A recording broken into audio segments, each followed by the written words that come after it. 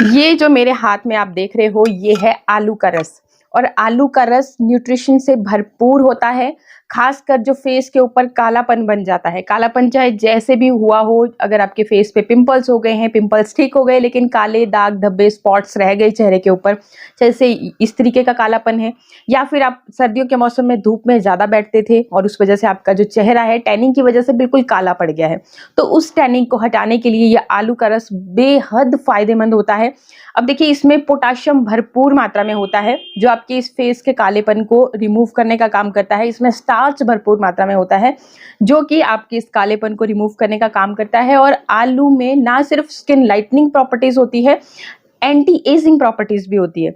इसमें एंटीऑक्सीडेंट्स भी होते हैं जो आपकी स्किन को यंग और टाइट, जो फाइन लाइंस रिंकल्स बन रहे हैं ना, उसको टाइट करने का भी ये काम करता है। तो मतलब कुल मिलाकर के हमारी स्किन के लिए एक वरदान से कम नहीं है। और किस तरह से आपने इसे यूज करना है, देखिए बहुत बार मेरे पास कमेंट आते हैं कि भाई हमारे पास टाइम नहीं होता कि हम फेस पैक लगाएं, बहुत ज्यादा स्किन केयर करें।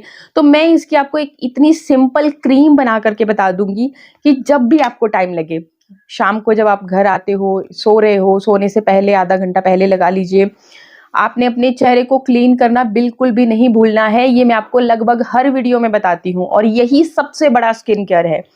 जो लोग बोलते हैं ना कि भी हमारे पास बिल्कुल भी टाइम नहीं है, इतना टाइम तो होता ही होगा कि अपने अपने चेहरे पे खाली कॉटन लीजिए, उसमें दूध या फिर गुलाब जल, जो भी आपको लेना है, जो भी आपकी स्किन टाइप के को ज्यादा सूट करता है। देखिए जो दूध होता है ना, वो भी ब्लीचिंग प्रॉपर्टीज उसमें होती है। तो अगर आप रेगुलर यूज करके देखिए तो सही भाई, मैं हमेशा आपको यही बोलती हूँ, वीडियो देखने भर से कुछ नहीं होगा।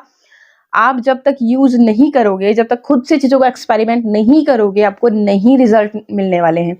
तो आप कम से कम 10 दिन ये करके देखिए मेरे बोलने से कि खाली आपने कॉटन लेना है और दूध लेना है। कच्चा दूध है तो और भी अच्छा, नहीं है तो बॉयल ही ले लीजिएगा। बस थोड़ा सा, देखो आधी चम्मच के करीब आपका दूध लगेगा। उसको टैप टैप करते हुए चेहरे पे लगाया, फिर उसी थोड़ी देर लगा रहने दिया। एक दो लेयर लगा ली, अगर इस तरीके से लगा सकते हो तो और भी बेहतर है, अगर नहीं लगा सकते तो टैप टैप करते हुए लगाया और फिर अपने चेहरे को उसी दूध से क्लीन कर लिया, छोड़ देना है। उसके बाद आपने ना कोई पानी से धोना है चेहरा, ना साबुन से, ना कुछ नहीं, उसको उसी तरह से रहने देना है। बाकी अगर आपने लेयर पे लेयर लगा ली, 2-3 लेयर, मतलब अगर 1 चम्मच दूध का लिया तो जब तक वो खत्म नहीं होता उसको आप टैप टैप करते हुए लगा लीजिए, 1-2 लेयर चढ़ा लीजिए। फिर जब सूख जाता है तो उसको इस तरीके से रब कीजिए अपने फेस से, हल्के हल्के हाथों से। आप खुद देखोगे कि सारी मैल गंदगी जितनी भी थी दिन भर की ना, वो सब आपके सामने होगी। आपको कोई साबुन फेस वॉश की भी जरूरत नहीं रहेगी। मेरे साथ ये बहुत होता है कि सर्दियों के मौसम में मैं थोड़ी सी आलसी हो जाती हूँ और रात को ना मतलब अवॉइड ही करती हूँ कि मैं अपना फेस वॉश करूँ। और मेरी ही बात नहीं है, बहुत सारे लोगों के साथ ये दिक्कत होती है। तो ये सबसे बेहतर तरीका मैंने आपको बताया है, क्लिनजर का काम करेगा दूध आपकी स्किन के लिए। और जो पोषण मिलेगा आपकी स्किन को, भाई आपकी स्किन डेफिनेटली निखरेगी। जो बोलते हैं कि भी बहुत ज्यादा कालापन हो गया, कालापन हो गया। अब देखिए कालापन और गोरेपन की बात मैं ये नहीं कर रही हूँ कि कोई बहुत ज्यादा काला इंसान गोरा हो जाएगा। जो आपकी एक्चुअल स्किन टोन है, एक्चुअल स्किन टोन देखनी हो ना, तो जो आपकी हमेशा कपड़ों से ढकी हुई स्किन रहती है ना, उसको देखिए कितनी गोरी है आपकी, बाकी फेस, आपके हाथ पैर के कंपेयर में, आपकी गर्दन के कंपेयर में। तो उसी जो जो आपकी स्किन है ना कपड़ों से ढकी हुई, तो उसको अचीव करने को हम बोलते हैं कि स्किन को लाइट करना। बाकी ऐसा मैंने बिल्कुल नहीं बोला कभी भी, और ऐसा होता भी नहीं है। जिस स्किन टोन के साथ हम पैदा हुए हैं वही हमारा रहने वाला है। बाकी केयर करोगे तो वो चेंज भी होता है धीरे धीरे। जैसे हमारी बॉडी में न्यूट्रिशंस की कमी होती है, उनको इंटरनली भी आप अच्छा खान पान रखोगे, खूब पानी पियोगे, फ्रूट्स खाओगे, वेजिटेबल्स खाओगे, तो भाई स्किन पे ग्लो दिखेगा, श्योरली दिखेगा। ठीक है, ये सारी चीज़ों का ध्यान रखना पड़ता है। तो अब देखिए जी, ये जो लिया है मैंने यहाँ पे आलू का रस, देखिए थोड़ा सा मैं आपको नज़दीक से दिखाती हूँ। तो ये जो आप वाइट देख रहे हो ना, ये है स्टार्च। तो इसमें ब्लीचिंग प्रॉपर्टीज होती है। तो ये आपने जब भी आपने क्रीम को लेना है ना, अब जब भी बना रहे हो क्रीम, तो आलू को घिसा आपने, तो जल्दी आप उसको यूज कर लीजिए, क्योंकि ऑक्सीडाइज होकर के कुछ इस तरीके का कलर जो है ना इसका हो जाता है, थोड़ा ब्राउन सा कलर होने लगता है। दिक्कत कोई नहीं है, बस ये ऑक्सीडाइज होकर के इस तरीके का कलर इसका हो जाता है। बाकी जब आप इसको स्टार्च के साथ फिर से ऐसे मिक्स करोगे तो अच्छा हो जाता है। ऐसा भी नहीं है कि यह खराब हो गया, पर कोशिश कीजिए कि आपने इसको फटाफट से घिसा और फिर उसमें अपने इंग्रेडिएंट्स ऐड कर लिए। चलिए क्या इंग्रेडिएंट्स ऐड करने हैं मैं आपको फटाफट से बताती हूँ। सबसे पहले तो आप इसको थिक करने के लिए ले लीजिए जी एलोवेरा जेल। और एलोवेरा के हमारी स्किन के लिए बहुत ज़्यादा फायदे हैं। कुछ लोगों का कहना होता है कि एलोवेरा, खाली एलोवेरा ही लगाते हैं अपने चेहरे के ऊपर तो उनको इचिंग होने लगती है। तो मैं बता रही हूँ आपको कि इस तरीके से क्रीम बना करके देखिए। क्रीम जो आप लगाओगे उसमें और भी सारी चीज़ें होंगी, इंग्रेडिएंट्स मिक्स होते हैं, तो चीज़ें जो है ना फिर आपको उस तरीके का रिजल्ट नहीं मिलेगा, मतलब आपको इचिंग नहीं होगी। जब हम किसी चीज़ को डाइल्यूट करते हैं ना, अगर आपको जैसे मान के चलो आपने ग्लिसरीन लगानी है अपने फेस के ऊपर, तो अगर उसको गुलाब जल के साथ डाइल्यूट करते हो तो आप इजीली उसको अपने फेस पे लगा पाओगे। और ऐसे ही अगर आप उसको घिसने लग जाओगे चेहरे के ऊपर तो वो अच्छे रिजल्ट नहीं देगी, और थिक होती है, उस वजह से आपकी स्किन के पोर्स को ब्लॉक कर देती है। पोर्स ब्लॉक हो गए मतलब कि ब्लैक एंड व्हाइट की प्रॉब्लम होना शुरू हो जाएगी, और भी बहुत सारी दिक्कतें होना शुरू हो जाती हैं। तो पोर्स ब्लॉक नहीं होने चाहिए, इसीलिए मैं बोलती हूँ कि जो आप क्रीम बनाते हो उसको थोड़ी सी लिक्विडी कंसिस्टेंसी में रखिए, तो वो आपके जो पोर्स है छोटे छोटे जिनके थ्रू पसीना बाहर निकलता है, तो उन्हीं के थ्रू ही आपकी स्किन की लेयर्स के अंदर जाता है और आपको रिजल्ट भी बहुत जल्दी और अच्छे मिलते हैं। तो अब यहाँ पे एलोवेरा हमने कितना, एक तो एलोवेरा के हमारे स्किन के लिए ऐसे भी बेनिफिट हैं, जिनको सूट भी नहीं करता इस तरीके से मिक्स करके लगाएंगे। एक चीज़ पहले ही बता दूँ, कोई ऐसा इंग्रेडिएंट जो आपको सूट नहीं करता है उसे आप स्किप कर सकते हैं। और लगाने का तरीका ये है कि अगर आपको फिर भी उसको अपनी स्किन में ऐड करना है तो थोड़ा थोड़ा करके, बिल्कुल थोड़े से क्वांटिटी को स्टार्ट किया, फिर धीरे धीरे आपकी स्किन को फिर हैबिचुअल हो जाएगी, आपकी स्किन पता लग जाएगा आपकी स्किन को कि इस तरह का इंग्रेडिएंट आप इस्तेमाल कर रहे हैं। तो ये चीज़ों का खास ख्याल रखना चाहिए। और बाकी अब देखिए एलोवेरा कितना लेना है ये आपके ऊपर डिपेंड करता है कि आप कितनी कंसिस्टेंसी में इस क्रीम को रखना चाहते हो। अगर थिक बनानी है, जैसे मार्केट वाली जो थिक क्रीमें होती हैं, तो ज़्यादा एलोवेरा आपने ऐड करना है। और अगर आप चाहते हो कि थोड़ा सा सीरम वाली कंसिस्टेंसी में हो तो आप उसको थोड़ा सा क्वांटिटी को कम भी रख सकते हैं। तो मैंने लगभग 1 चम्मच के करीब यहाँ पे ऐड किया इसको, एलोवेरा को। पहले इन दोनों चीज़ों को ही मैं अच्छी तरह से मिक्स कर लूँगी, ताकि फिर मुझे जो क्रीम है ना उसके बारे में अच्छे से पता चल जाए कि कितनी कंसिस्टेंसी में मुझे चाहिए और कितनी ये हो चुकी है, कितना मुझे इसमें एक्स्ट्रा और एलोवेरा ऐड करना है। तो इस तरीके से आप कम ज़्यादा क्वांटिटी को अपने हिसाब से कर सकते हो। भाई चीज़ों को खुद से बनाना सीखिए, एक्सपेरिमेंट करना सीखिए, लगाना सीखिए, तभी आपको पता चलेगा कि कौन सी चीज़ सूट कर रही है, किससे आपको अच्छे रिजल्ट मिल रहे हैं। बाकी देखिए अगर तरह तरह के वीडियो ही देखोगे तो देखो कईयों को क्या चीज़ सूट कर रही है, कईयों को क्या कर रही है, तो आपको क्या चीज़ फ़ायदा दे रही है वो आपको खुद को पता करना होता है। तो इस तरीके से आपने अच्छे से इसको मिक्स कर लिया, और मैं बहुत ज़्यादा इसको थिक नहीं बना रही हूँ, थोड़ा सा लिक्विडी कंसिस्टेंसी में ही रख रही हूँ। फिर देखिए नेक्स्ट जो आप इसमें ऐड करोगे वो है विटामिन ई के कैप्सूल, जो कि बेहद ज़रूरी है इस कालेपन को ख़त्म करने के लिए। ये आपकी स्किन को नेचुरली मॉइस्चराइज करने का भी काम करते हैं, और साथ ही साथ आपके फेस से इस कालेपन को दूर करने के लिए बहुत फ़ायदेमंद होते हैं। क्योंकि ये जो कैप्सूल्स होते हैं ये जाने जाते हैं ब्यूटी विटामिन के नाम से, विटामिन ई ब्यूटी विटामिन। तो ब्यूटी को एनहांस करने के लिए, आपकी ब्यूटी को एनहांस करने के लिए ये कैप्सूल्स होते हैं, और इनका कोई साइड इफेक्ट नहीं होता है। बहुत बार सवाल पूछे जाते हैं, साइड इफेक्ट तब होता है जब आप ज़्यादा क्वांटिटी में इनको कंज्यूम करना शुरू कर देते हो। तो कंज्यूम करने के लिए मैंने पहले भी बोला है कि अपने डॉक्टर की सलाह लें, क्योंकि आजकल लोग तरह तरह की टैबलेट्स ले रहे होते हैं। तो आपको आपके डॉक्टर अच्छे से बता सकते हैं कि आपको कितनी क्वांटिटी में और कितना इसको लेना है।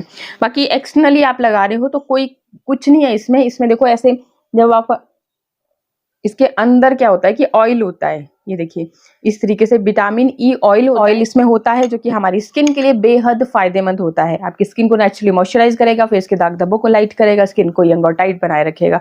जैसे मैंने बता ही दिया कि ब्यूटी को एनहांस करने के लिए, तो ब्यूटी में जो चीज़ें आती हैं, जैसे आपके नेल्स के लिए फ़ायदा देता है, आपके बालों की ग्रोथ को भी बढ़ाता है। तो इस तरीके से आपने इसको ले लेना है, ठीक है।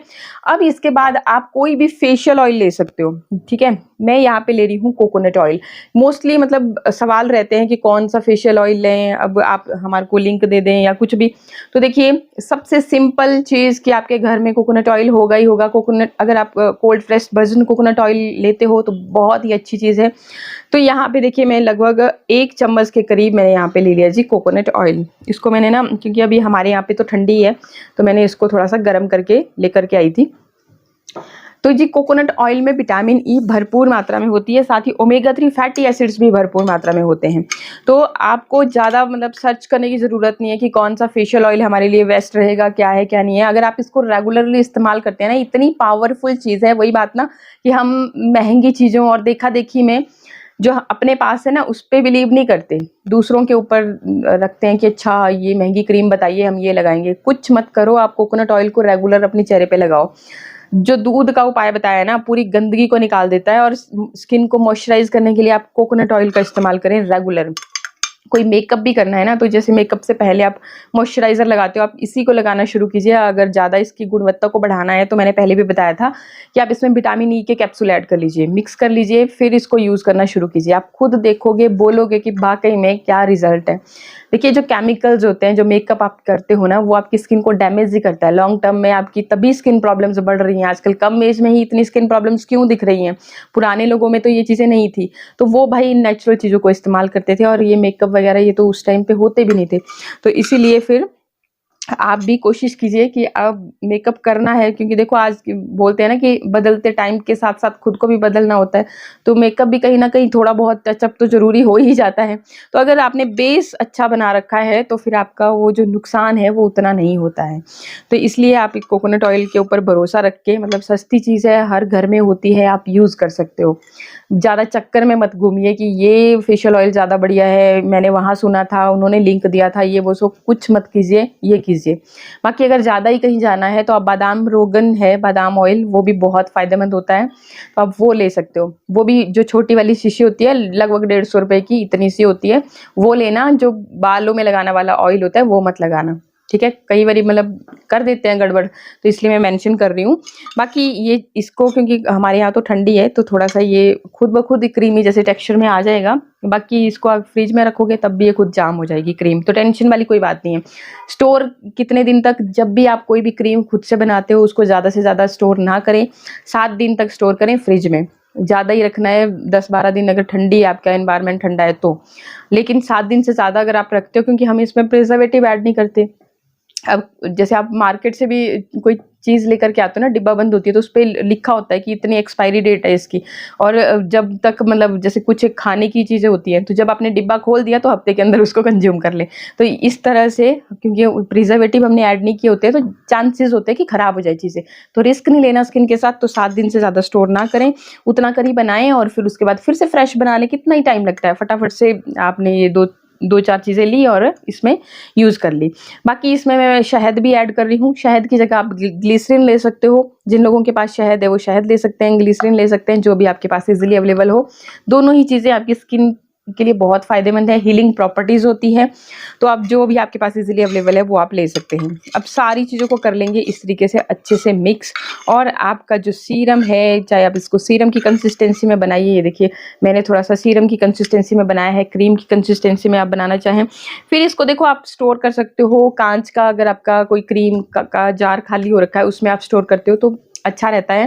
बाकी अगर नहीं है तो इस तरीके का भी आप ले करके इसको स्टोर करके फ्रिज में रख सकते हो। डेली फिर आपको अपने चेहरे को पहले अच्छे से क्लीन करना है, और क्लीन फेस के ऊपर ही क्रीम आपने अप्लाई करनी है।